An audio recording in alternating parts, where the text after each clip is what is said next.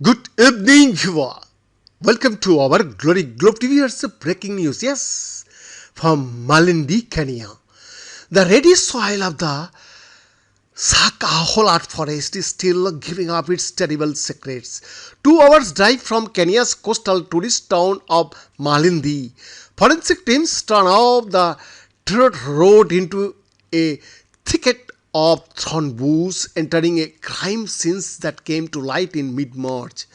CNN has traveled here as investigators uncovered what could become one of the worst mass suicides in recent memory.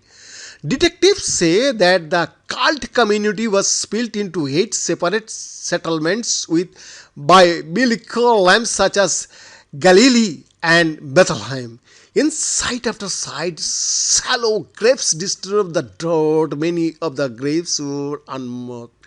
Already more than 300 sets of bodies have been recovered, but Kenyan Interior Ministry officials say that scores of mass graves remain. The cult was preparing for the end of the world under the instruction of its powerful pastor, say investigators. Followers believed that starvation was their ticket to their salvation. The revelation of mass graves has dominated headlines and shaken the collective psyche in a country where faith and religion are central. Many find it difficult to comprehend the dark path that Pastor Paul Natnge Makanji allegedly took his followers along. But this trajectory, it is all too familiar for cult specialists and psychologists. They contend that the Sakahola massacre has been dubbed bears all the hallmarks of destructive cults past and present. The pastor he called me and said, "My daughter, you are being left behind. When the ark is closed, you will be too late," says Agnes, as her children play on a reed mat in her yard in Malindi. Like many former cult members, she also unwilling to share her full name.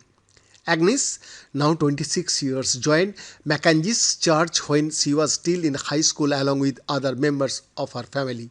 In Kenya, there is an old joke that if you lose your job, start a church or a charity. And sometime in the early 2000s, Makanji abandoned his job as a taxi driver and launched the Good News International Ministry.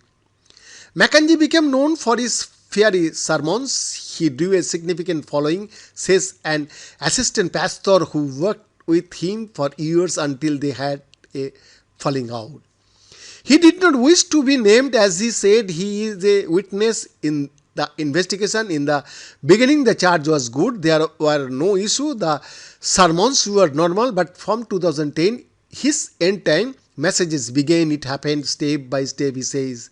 The assistant pastor says Makanji told his followers to pull their children out of school, discard their national IDs, avoid hospitals, and start preparing for the end of the world. Investigators say they have corroborated those details.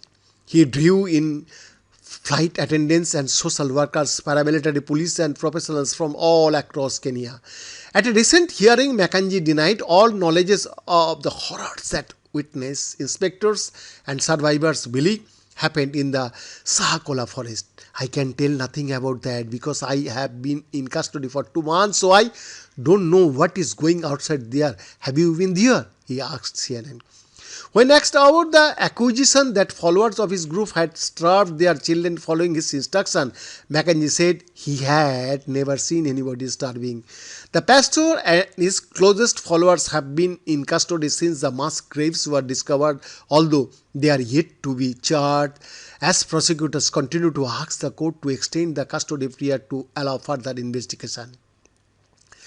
The understand the Sahakola cult, the focus must be on Mackenzie, says Rick Ross, a leading American cult expert who has studied destructive cults for decades. It is not a group, it is a leader. The more power they have, the more it becomes intoxicating, he says. Ross says that from Charles Mason and David Koresh to Ugandan cult leader Joseph Calvertre, the desire is to control. My feeling is Mackenzie was the name.